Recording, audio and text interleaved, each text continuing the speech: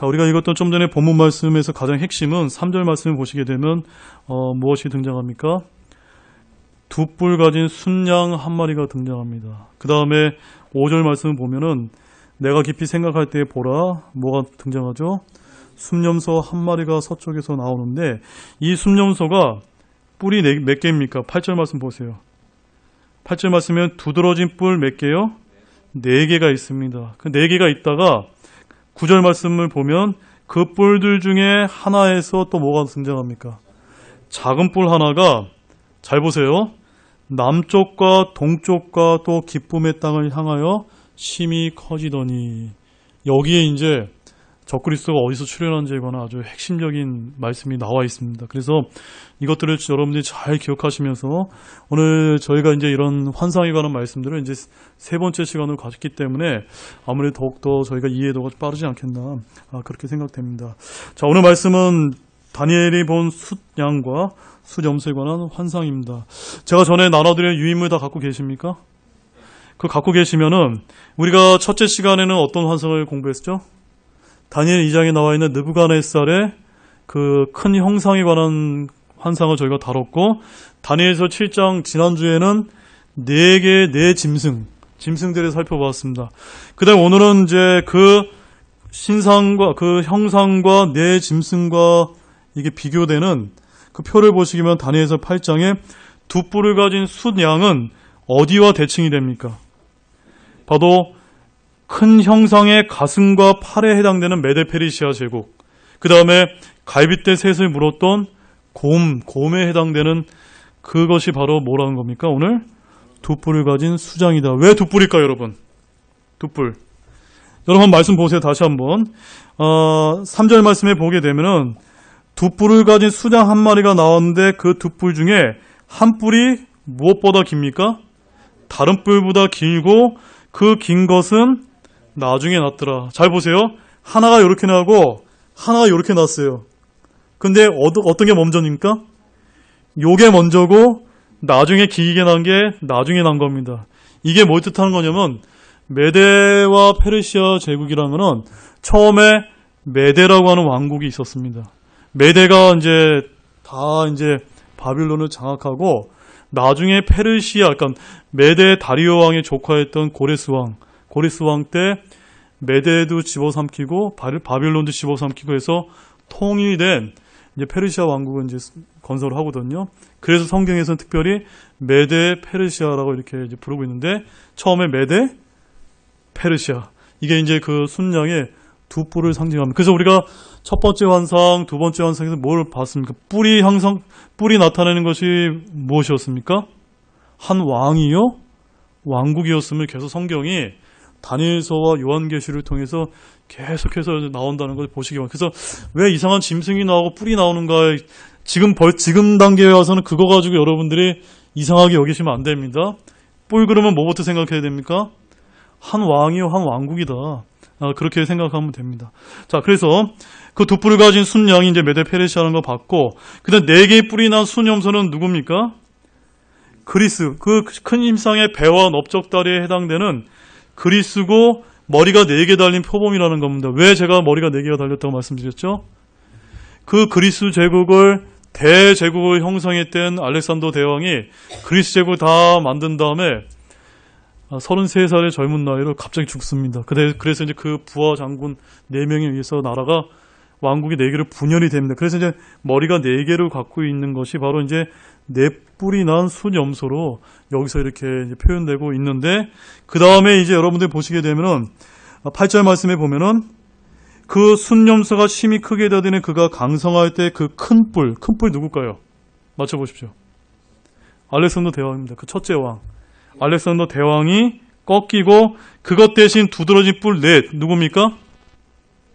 예, 그 알렉산더 대왕의 4명의 그 장군들에 의해서 하늘의 4바람을 향하여, 동서남북 4방울을 향하여 이제 그 4개의 이제 왕국이 이제 생겨나고, 그 9절 말씀 보세요. 9절이 제일 중요합니다. 그 뿔들 중에 하나에서 뭐가 등장합니까? 작은 뿔. 제가 지난번에 작은 뿔이 뭐라고 말씀드렸습니까? 작은 뿔이 적그리스도라고 이제 말씀을 드렸지 않습니까? 그래서 이 네 개의 분열된 왕국 중에 하나에서 누가 나옵니까? 적그리스도가 등장한다. 자, 이 네 개의 왕국이 어떤 나라였습니까? 잘 기억해보세요. 처음에 북쪽에는 어느 나라? 시리아. 남쪽에는 이집트. 오른쪽에는 이제 그 오른쪽 왼쪽은 기억하지 마시면 잘 기억이 나지 않는다는데 하나는 소아시아, 마케도니아 이렇게 되어 있거든요. 그런데 중요한 거는 이제 북쪽 왕과 남쪽 왕입니다. 그래서 이제 오늘 이제 그 말씀들을 이제 여러분들이 잘 제가 말씀드린 거 잘 기억하면서 오늘 말씀들을 좀 이렇게 살펴보도록 하겠습니다. 자, 우리 먼저 7장 28절 말씀 보세요. 7장 28절 말씀에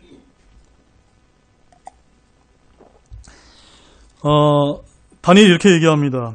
여기까지가 그 일의 끝이니라. 나 다니엘로 말하건대 내가 깊은 생각으로 말하며 심히 근심하였으므로 내게서 안색이 변하였으나 내가 그 일을 내 마음속에 간직하였느니라 하면서 왜 다니엘이 무엇 때문에 심히 근심했을까요? 이 주된 이유가 뭡니까? 7장 그 하반절에 가보면은 작은 뿔, 바로 적그리스도에 대한 그런 환상들을 주님께서 알려주었기 때문에 다니엘이 굉장히 이제 심히 이제 번민하고 근심하는 장면이 나옵니다. 그런데 자 7장 1절 말씀 보세요. 7장 1절 말씀에 보면 이 네 짐승의 환상이 언제 나왔습니까? 바벨론 왕 벨사살의 제1년에 첫 해에 나온 겁니다. 그런데 한 장 넘겨서 8장 1절 말씀에 보게 되면은 뭐라고 또 시작되고 있죠? 처음에 다니엘에게 나타난 환상 이후에 그것이 이제 7장 1절에 나온 환상이에요. 그 다음에 벨사살 왕의 통치 몇 년입니까? 제3년에 어떤 환상이 주어졌습니까? 오늘 우리가 다루려고 하는 순양과 순염소의 환상이 2년 뒤에 이제 하나님께서 이제 보여주시면서 왜 이 환상을 보여주셨을까요? 번민하고 근심했던 그 작은 뿔 때문에 그 적그리스도에 관한 그 예표인 작은 뿔 때문에 근심하고 있는 다니엘을 위로하기 위해서 하나님께서 이제 세 번째 환상인 순양과 순염소를 통해서 이 작은 뿔이 어떠한 존재라는 걸 더욱더 분명히 이제 보여주시기 위해서 지금 다니엘서 8장 1절에서 이제 마지막 27절까지 이제 하나님께서 알려주고 계신 말씀을 오늘 다루려고 하는 것입니다. 자, 이제 2년이 지난 후에 하나님은 자신의 사랑하는 종인 다니엘을 위로하기 위해서 환상 중에 페르시아 수도인 수상궁으로 보냈다가 울레 강가에서 둘뿔을 가진 순양 한 마리를 보게 됐는데 아까도 제가 설명드렸다시피 그 순양의 한 뿔, 메대 왕국은 다른 뿔인 페르시아보다 더 길었고 더 긴 뿔은 나중에 난 것이다 라고 제가 설명을 드렸습니다. 자, 1절에서 3절 말씀 다시 한번 읽어보실까요? 같이 읽겠습니다. 시작. 처음에 다니엘에게 나타난 환상 이후에 벨사살 왕의 통치 제3년에 한 환상이 내게 곧 나타나매 내가 환상 속에서 보았노라. 그것을 볼 때에 엘람 지방의 수상궁에 있었는데 내가 환상 속에서 봄에 울레 강가에 있었노라. 그때 내가 눈을 들어보니 보라, 강 앞에 두 뿔 가진 순양 한 마리가 서 있는데 그 두 뿔이 길더라. 그러나 한 뿔이 다른 뿔보다 길었고 그 긴 것은 나중에 났더라. 제가 질문 하나 드릴게요. 2절에 나와 있는 엘람 지방이 어딜까요, 여러분? 엘람은 지금으로 말하면 예전엔 페르시아고 지금은 어느 나라가 됐죠? 이란 땅이 됩니다. 이란. 그래서 이름 비슷하잖아요. 이란, 엘람. 이 이란이라고 하는 이름이 이 그 엘람이라고 하는 이름에서 나왔는데 이 엘람이라는 거 창세기 10장 22절 말씀에 보게 되면은 셈의 아들들의 이름을 따라서 엘람이라고 불린 것이 이제 그것이 기원이 됐습니다. 그래서 이제 성경에 그런 이제 지명들과 이름들이 나온다는 걸 여러분이 참고하시고, 자, 우리가 4절 말씀을 보게 되면 그 순양이 서쪽과 북쪽과 남쪽을 향해서 밀어붙여는 모습을 보게 되는데 밀어붙이자 그것을 당할 어떤 짐승도 없고 그것이 자기 마음대로 하는 것을 보게 됩니다. 자, 그 말씀 4절 말씀 같이 읽겠습니다. 시작. 내가 보니 그 순양이 서쪽과 북쪽과 남쪽을 향하여 밀어붙임으로 어떤 짐승도 그 앞에서 서지 못하므로 그의 손에서 능히 건져낼 자가 없었으므로 그가 자기 뜻대로 행하며 크게 되었더라. 네. 자, 여기 이제 4절 말씀에서 보았던 것 같이 이렇게 설명을 하고 있습니다. 그 다음에 6절, 5절부터 7절까지의 말씀을 보게 되면은 이제 다니엘이 이 순양이 뜻하는 바를 이제 깊이 이제 생각하고자 할 때 한 순염소가 온 지면에 어디서부터 나오는 걸 봤습니까? 서쪽에서 나오는 것을 보면서 그 순염소의 두 눈 사이에 두드러진 뿔이 있었고 힘차게 경노하면서 그 두 뿔 달린 순양이로 달려가서 그의 두 뿔을 꺾었다는 건 뭘 뜻합니까? 메데와 페르시아 왕국으로 상징되는 순양을 꺾고 땅바닥에 내던지고 짓밟는 것을 보았는데 그 순양, 바로 메데 페르시아 왕국을 건져내는 자가 없었다라고 이렇게 표현하고 있는 겁니다. 자, 5절에서 7절까지 말씀 읽으면서 우리가 다시 한번 이해하도록 같이 읽겠습니다. 시작. 내가 깊이 생각할 때 보라, 순염소 한 마리가 서쪽에서 나와 온 지면에 다니며 몸을 땅에 대지 아니하더라. 그 염소의 두 눈 사이에는 두드러진 뿔이 있더라. 그 뿔린 달린 순양 곧 내가 강 앞에 서 있는 것을 본 그 양에게로 가되 힘차게 경노하며 그에게 달려가더라. 내가 보니 그가 그 순양에게 가까이 가서 그에게 성을 내며 흥분하고 순양을 쳐서 그의 두 뿔을 꺾었으나 그 순양에게는 그 앞에 설 힘이 없었으므로 그가 그 순양을 땅바닥에 내던지고 짓밟아더라. 그 순양을 그의 손에서 능히 건져낼 자가 없었더라. 자, 이제 말씀드린 게 조금씩 이제 머릿속에서 이해가 되십니까? 그려지시죠? 자, 이런 다음에 순염소는 심이 크게 되어서 이제 강성해 됐을 때쯤에 큰 뿔을 꺾었고 그 자리 대신에 이제 두드러진 뿔 넷이 이제 나오는 것을 보게 됩니다. 그래서 그중 한 뿔에서 또 작은 뿔 하나가 남쪽과 동쪽과 또 기쁨의 땅을 향하여 심히 커졌음을 이제 보게 되는데, 자, 8절과 9절 말씀도 우리 다시 한번 읽겠습니다. 시작. 그러므로 순염소가 심히 크게 되더니 그가 강성할 때 큰 뿔이 꺾이고 그것 대신 두드러진 뿔 넷이 하늘의 네 바람을 향하여 나서 올라오더라. 그 뿔들 중에 하나에서 또 작은 뿔 하나가 나서 남쪽과 동쪽과 그 기쁨의 땅을 향하여 심히 커지더니, 자, 이제 8절과 9절 말씀이 제일 중요합니다. 이런 말씀을 하나님께서 다니엘에게 환상으로 보여줬을 때 다니엘이 어땠을까요? 너무나 궁금했습니다. 도대체 이게 뭘 뜻하는 건지 너무나 궁금해해서 이제 15절과 16절 말씀에 보게 되면은 하나님께서 이제 다니엘에게 가브리엘 천사를 보내서 16절 말씀 이렇게 얘기합니다. 가브리엘아, 이 사람이 누굴까요?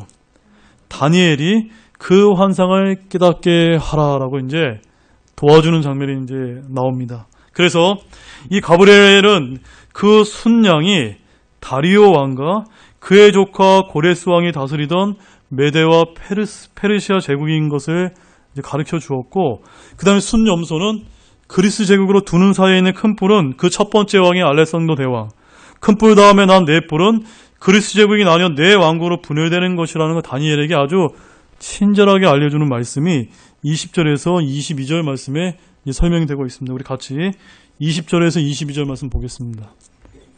시작.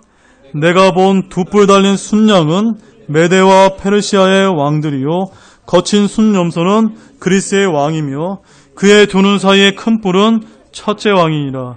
이제 그것이 꺾이고 그것 대신에 네 개가 일어났은즉 네 왕국이 그 민족으로부터 일어나되 그의 권세만은 못하리라. 자, 이제 잘 이해가 다 되셨습니까? 제가 설명드린 거 아닙니다. 누가 우리에게 알려주고 계신 겁니까?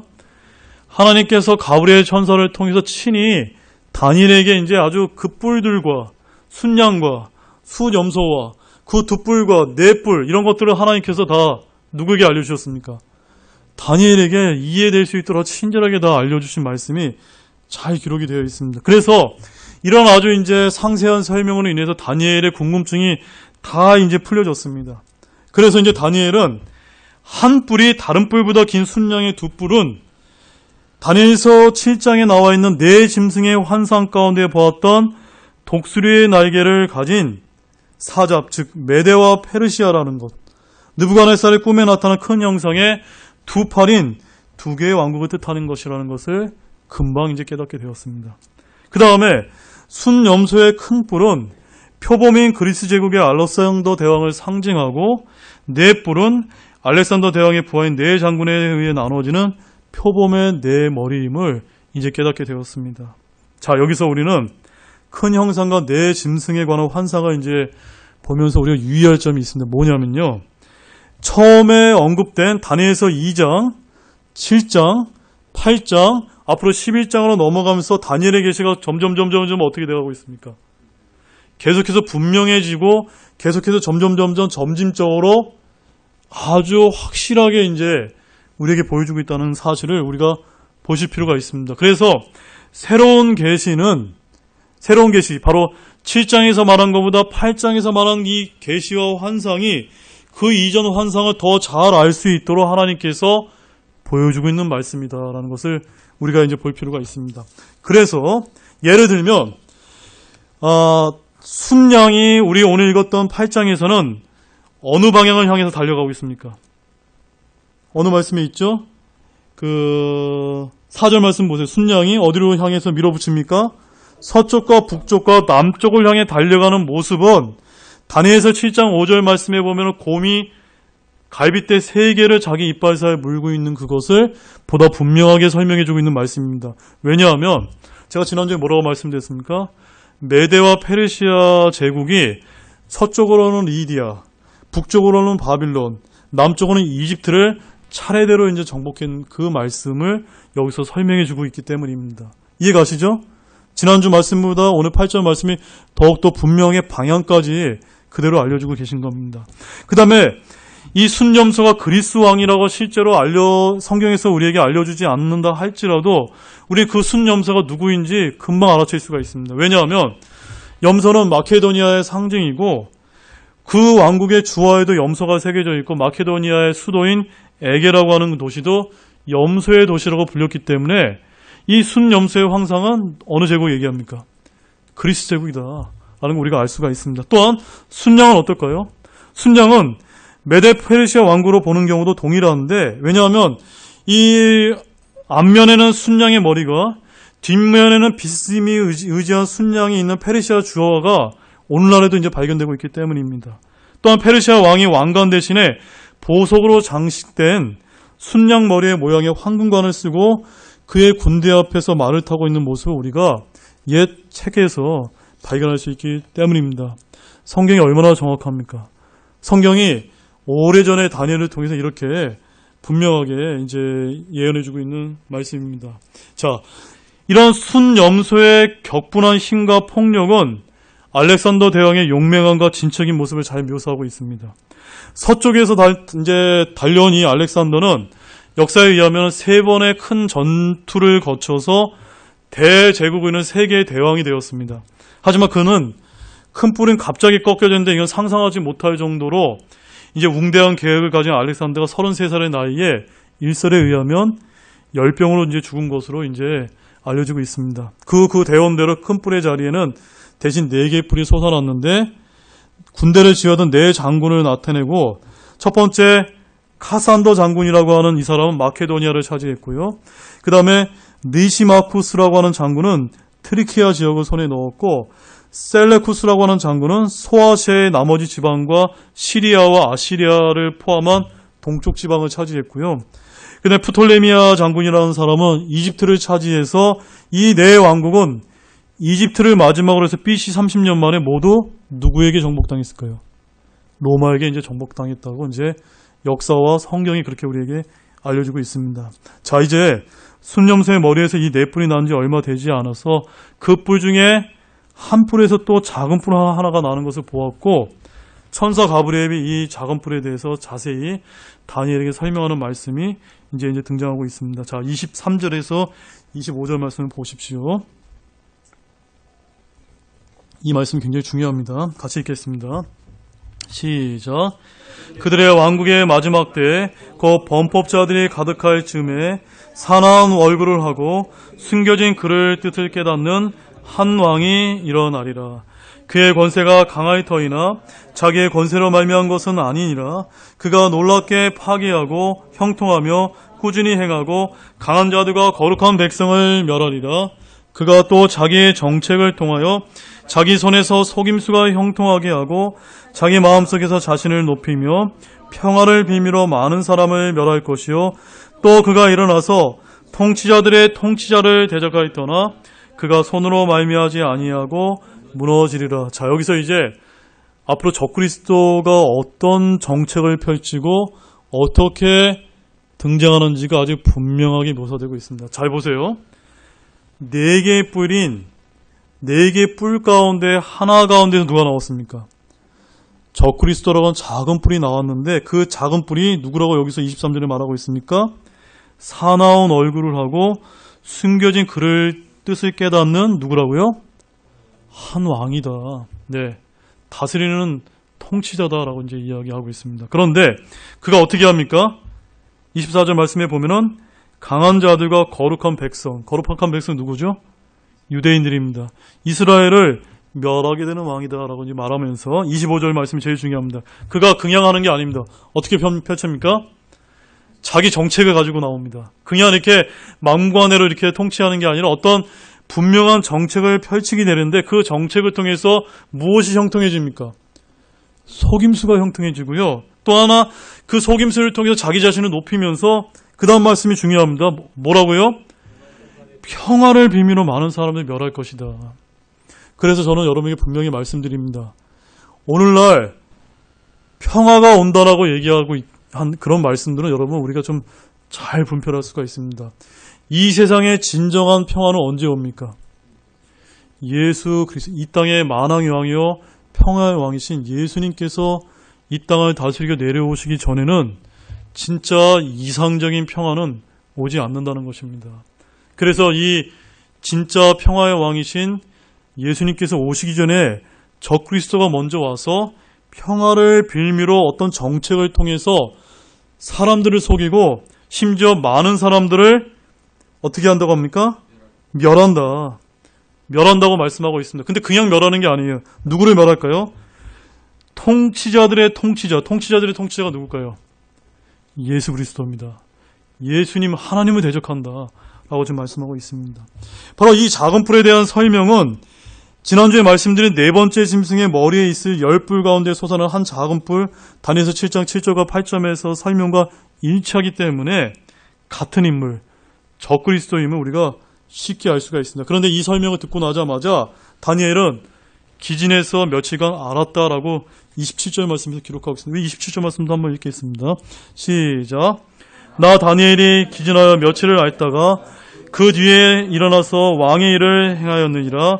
내가 그 환상으로 말미암아 놀랐으나 아무도 그것을 깨닫지 못하더라. 예, 다니엘이 얼마나 놀라운 환상을 받았으면 그냥 끙끙 앓았다라고 이렇게 표현하고 있습니다. 자, 지금부터가 중요합니다. 지금부터는 이 지금까지 설명한 이 말씀을 통해서 적그리스도가 어디에서 등장하는지 말씀을 오늘 좀 상세하게 한번 달아보는 시간을 갖겠습니다. 자, 이 작은 뿔은 한 왕이라고 했죠. 한 왕인데 이 작은 뿔은 틀림없이 예수님처럼 사람의 몸을 입고 사탄 마귀가 인간의 몸을 입고 육화된 인간임을 이제 성경이 우리에게 이제 보여주고 있는 말씀입니다. 그런데 인간이기도 하면서도 그는 어떤 존재일까요? 사탄 마귀로서 초자연적인 존재라는 걸 우리가 기억할 필요가 있습니다. 왜냐하면 10절 말씀 보세요. 10절 말씀. 시작. 그것이 하늘의 군대에 이르기까지 커져서 그 군대와 별들 중에 얼마를 땅에 내던지며 그것들을 짓밟더라. 여러분, 사람이 이렇게 행할 수 있습니까? 없죠. 그래서 이 앞으로 우리에게 등장한 이 작은 뿔로 묘사되고 있는 적그리스도가 초자연적인 존재, 바로 사탄 마귀 적그리스도임을 우리가 알아야 된다는 사실입니다. 그런데 만약에 이 가브리엘 천사가 다니엘에게 이런 말씀들을 우리에게 알려주지 않았다면 하마터면 그리스에 이어서 네 왕국들 가운데 하나에서 나오는 이 작은 뿔, 이 적그리스도가 하나의 이제 왕에 불과한 한 인물일 정도로만 우리가 생각할 뻔했습니다. 그런데 사실은 그런 왕이 과거에 있었던 어떤 왕이 아니라 앞으로 등장하게 될 적그리스도임을 성경이 보여주고 있는 것입니다. 그래서 성경에서 보면은 우리 22절 말씀도 한번 보세요. 22절 말씀. 23절 말씀 볼까요? 거기 보면 이런 말씀이 있죠. 그들의 왕궁에 뭐라고 표현하고 있죠? 마지막 때에 깨닫는 한 왕이 일어나리라. 이 적그리스도가 언제 등장한다고요? 마지막 때.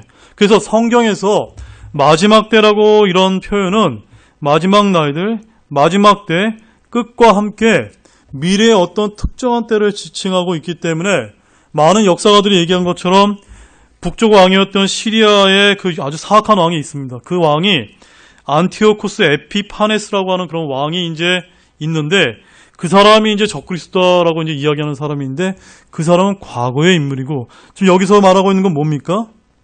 미래의 어떤 한 왕, 적그리스도라고 이제 불릴 만한 한 왕이 일어나게 될 것 성경이 우리에게 이제 알려주고 있는 것입니다. 그래서 시리아의 안티오코스 에피파네스가 적그리스도를 예표하는 인물 중 하나이기는 맞지만 여기서 언급된 적그리스도가 아니며 당시로서 과거의 어떤 인물을 언급하신 게 아니라 미래에 있을 어떤 일을 대언해 주신다는 것을 우리가 말씀을 통해서 조금 면밀하게 좀 볼 필요가 있습니다.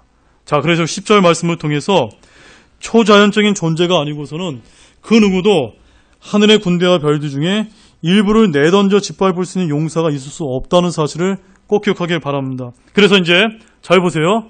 이 초자연적인 존재, 이 적그리스도는 순염소로 대변되는 앞으로 7년 환란기에 어느 왕국으로부터 나오게 되는 것을 묘사해 준다라고 우리가 이해할 필요가 있습니다. 그래서 지금부터 중요한데, 자, 알렉산더 대왕이 죽고 나서 그리스가 멸망하자마자 그리스가 차지했던 그 광활한 영토는 이집트와 시리아와 그리스와 소아시아 지방의 네 부분으로 이제 나뉘어졌다는 사실 우리가 역사를 통해서 이제 배운 적이 있습니다. 그래서 이 사실은요, 적그리스도가 이들 넷 가운데 하나에서 출현되게 된다는 점에서 교리적으로 매우 중요한 의미를 갖고 있습니다. 자, 9절 말씀을 보게 되면 한번 보시죠. 9절 말씀 다시 한번 읽겠습니다. 시작. 그 뿔들 중에 하나에서 또 작은 뿔 하나가 나서 남쪽과 동쪽과 또 그 기쁨의 땅을 향하여 심히 커지더니. 자, 잘 보세요. 작은 뿔이 적그리스도가 말씀드리는 작은 뿔이 어디를 향해서 커집니까? 남쪽, 동쪽 큰 기쁨의 땅. 그러므로 적그리스도가 어디에서 등장하는지는 뭐만 보면 알 수 있을까요? 남쪽과 동쪽과 그 기쁨의 땅이 어딘지만 우리가 성경을 통해서 밝혀내면은 적그리스도가 어디에서 등장하는 거 우리가 알 수 있습니까? 없습니까? 그렇게 하나님께서 우리에게 이제 알려주고 있다는 사실입니다. 자, 이 초자연적인 잔재가 어디서 나오는지 한번 살펴보겠습니다. 따라서 적그리스도는 이집트, 시리아, 그리스, 소아시아 중 어느 한 왕국에서 출현하게 되어 있다는 걸 성경이 우리에게 알려주면서 이 말씀을 통해서 우리가 면밀하게 좀 볼 필요가 있습니다. 자, 남쪽과 동쪽과 그 기쁨의 땅이란 어디를 뜻하는 것일까요? 자, 적그리스도는 이집트와 시리아, 그리스와 소아시아 네 곳 중에 한 곳에서 출현하게 되는데 문제는 그 네 곳 중에 어디냐는 것입니다. 만약에 이 구절에서 남쪽이라면 10중 8구 남쪽은 어디를 뜻할까요? 여러분이 말씀해보세요. 남쪽이 어디를 뜻할까요? 이집트를 뜻합니다. 만약에 그 적그리스도가 이집트에서 출현한다고 한번 생각해 보세요. 출현한다면 저는 그 가능성은 희박하다고 봅니다. 왜냐하면 남쪽 이집트에서 출현해서 남쪽 이집트를 공략한다는 것이 말이 안 되기 때문입니다. 이집트의 남쪽이 어디입니까? 광활한 사막지대입니다. 점령할 곳이 없어요. 그러니까 남쪽 이집트는 됩니까? 안 됩니까? 재해놓겠습니다. 그렇다면 시리아, 북쪽 시리아는 어떨까요? 북쪽 시리아. 시리아는 제가 뒤에 가서 좀 자세히 설명드리겠지만 시리아는 모압 쪽의 본고지라고 이제 불리고 있습니다. 그래서 적그리스도가 출현할 매우 유력한 후보 중에 하나인데 가룟 유다가 모압 쪽 출신입니다. 그래서 우리는 이것을 우리가 가볍게 넘길 수가 없어요. 왜? 가룟 유다가 누구를 예표합니까? 적그리스도를 예표하고 있기 때문에 이 적그리스도를 예표하는 이자가 모압 쪽 출신이고 시리아가 모압 쪽의 본고지라는 이 점이 굉장히 우리에게 지금 뭔가 하나의 아주 굉장히 힌트를 우리에게 주고 있다는 것입니다. 그 다음에 하나 또 남아있는 후보지가 또 어디 있죠? 동쪽으로 한번 가보겠습니다. 적그리스도가 동쪽을 향해 또 심히 커지거든요. 만약에 적그리스도가 출현할 가능성이 있는 곳이 동쪽이라면 동쪽은 어디를 뜻할까요? 이제 바빌론밖에 없습니다. 바빌론은 대환란 때 이제 적그리스도가 있게 될 도시인데 남쪽과 동쪽과 또 그 기쁨의 땅을 향해 심히 커지더니라라고 이렇게 말하고 있습니다. 그 다음에 적그리스도는 남쪽으로 진출하고 동쪽으로 공략하는가 하면 또 기쁨의 땅으로 침공해 갑니다. 그러면 기쁨의 땅은 어디일까요? 그것은 바로 따라해 보시죠. 팔레스타인 땅. 네, 당연합니다. 왜 그러냐면 적그리스도 출현지에서 볼 때 팔레스타인은 서쪽이어만 합니다.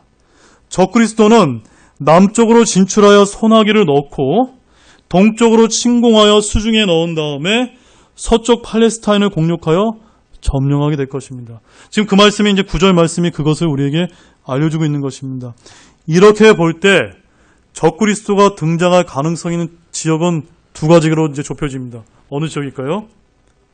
북쪽인 시리아인 소아시아와 그 다음에 시리아, 이 두 곳만 이제 후보지로 이제 압축이 될 수 있습니다. 그런데 만약에 소아시아 지방이 그리스라면, 마케도니아라면 그것이 적그리스도가 출현하게 된다면 남쪽은 어디일까요?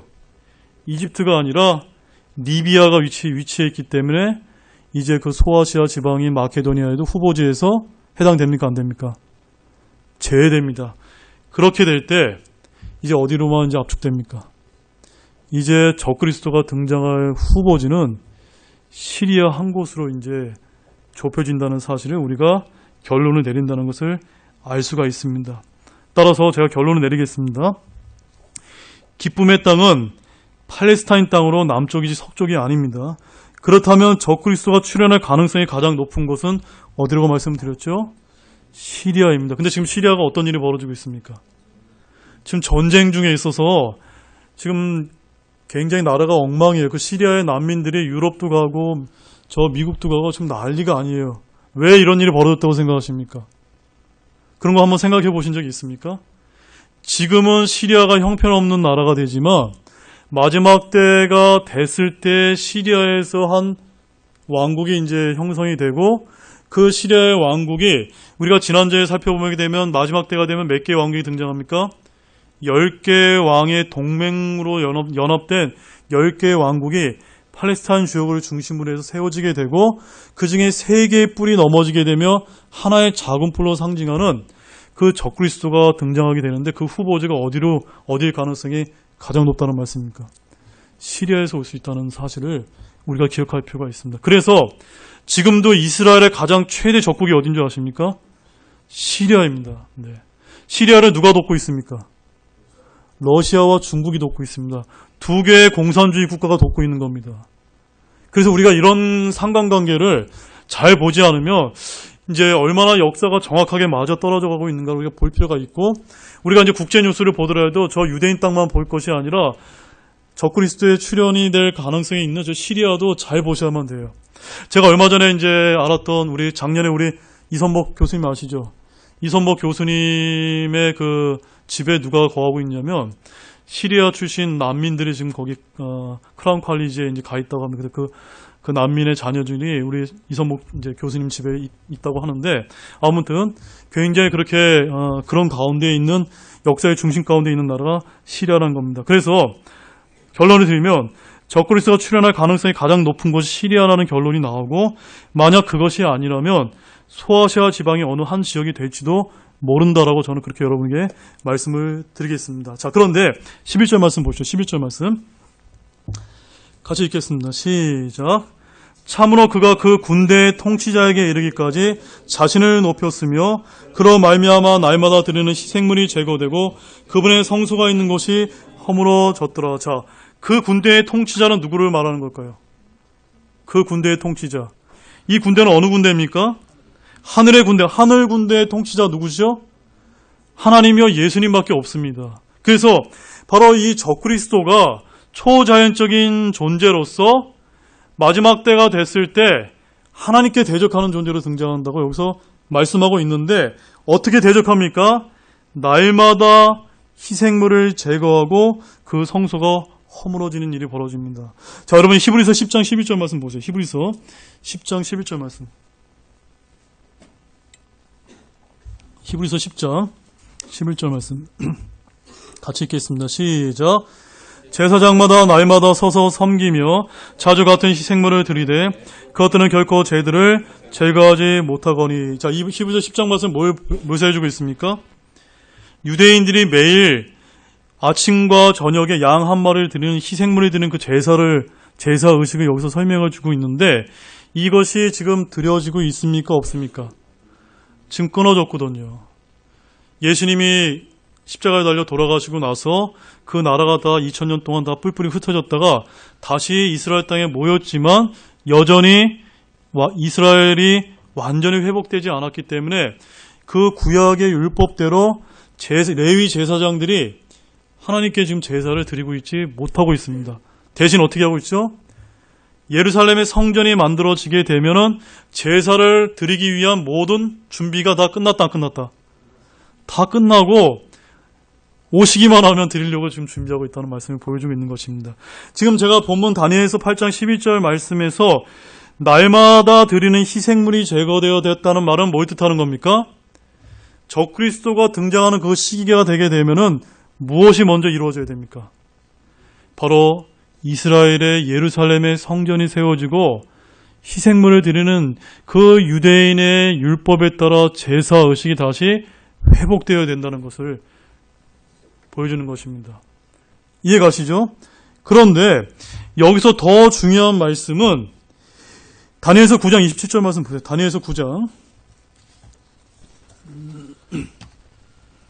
다니엘서 9장 27절 말씀 보세요. 시작. 그가 많은 사람과 한 일해 동안 언약을 확정하리니 그가 그 일의 한 중간에 희생물과 봉헌물을 그치게 하며 또 가증한 것들로 뒤덮기 위하여 심지어 완전히 끝날 때까지 그것을 황폐하게 할 것이요 작전된 그것이 그 황폐한 곳에 쏟아지리라 하니라. 그가 누굽니까? 그가 적그리스도죠. 적그리스도가 한 일에 7년 동안 언약을 확정하는데 이 언약은 다니엘서 8장에 평화를 빌미로 해서 많은 사람들이 멸하게 하는 평화 언약이라는 겁니다. 이 평화 언약을 통해 사람들을 속인 다음에 그 7년의 한중간에 3년 반이 딱 끝나게 되면 날마다 제사를 드리게 했던 희생물과 봉헌물을 딱 그치게 하면서 내가 하나님이오라고 하면서 이제 그 예루살렘 성전에 자기 자신을 드러내는 일이 이제 벌어지게 된다라고 말씀하고 있습니다. 그런데 여기까지 보시면 되죠. 우리 요한계시록 11장을 한번 가면 11장 1절 말씀 보겠습니다. 몇 말씀만 더 찾아보겠습니다. 요한계시록 11장 1절 말씀 같이 읽겠습니다. 시작. 또 내가 막대기 같은 갈대를 받음에 그 천사가 서서 이르기를 일어나 하나님의 성전과 제단과 그 안에서 경배하는 자들을 측량하되. 자, 요한계시록 11장 1절 말씀 어느 시점을 말해주고 있습니까? 바로 3년 반의 그 시점을 가르쳐주고 있습니다. 이 구절의 상황이 7년 환란의 중간 시점을 이제 알려주고 있는데 잘 보세요. 그 시점에 무엇이 등장합니까? 성전이 있습니다. 또 무엇이 있습니까? 제단이 있습니다. 또 누가 있습니까? 경배하는 자들이 있음을 주목하시기 바랍니다. 바로 7년 환란 중간에 하나님께 대한 유대인들의 성전 제사가 행해지고 있다는 강력한 증거 구절이 됩니다. 그러므로 적그리스도가 오려면 무엇이 먼저 세워져야 됩니까? 예루살렘 성전이 회복되어야 되고 제사가 회복이 되어야 됩니다. 맞죠, 여러분? 그런데 여기서 중요한 거는 제단에 원래 뭘 드리도록 되어 있습니까? 희생물이 양을 드려야 되잖아요. 근데 대환란 때는 누가 드려질까요? 사람이 죽임을 당한다는 겁니다. 요한계시록 6장 9절에서 10절 말씀 보겠습니다. 요한계시록 6장 9절 10절 말씀 보겠습니다.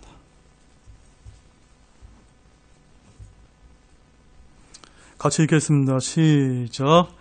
그분께서 다섯째 봉인을 여신 뒤에 내가 제단 아래서 하나님의 말씀과 자기들의 간직한 증언으로 인해 죽임을 당한 자들의 혼들을 보았는데 그들이 큰 음성으로 외쳐 이르되 오 거룩하고 진실하신 주여 주께서 땅에 거하는 자들을 심판하사 우리 피해에 대한 원수를 갚아주지 아니하시는 일이 얼마나 더 지속되리까 하더라.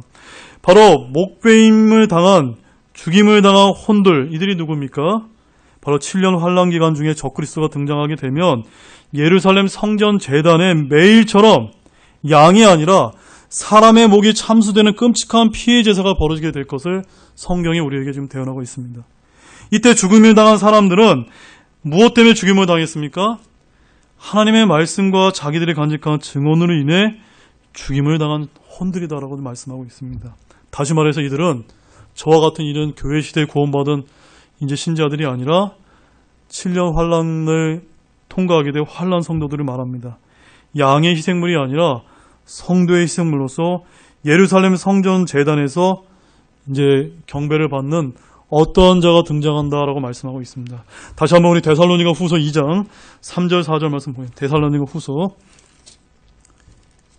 2장 3절 4절 말씀.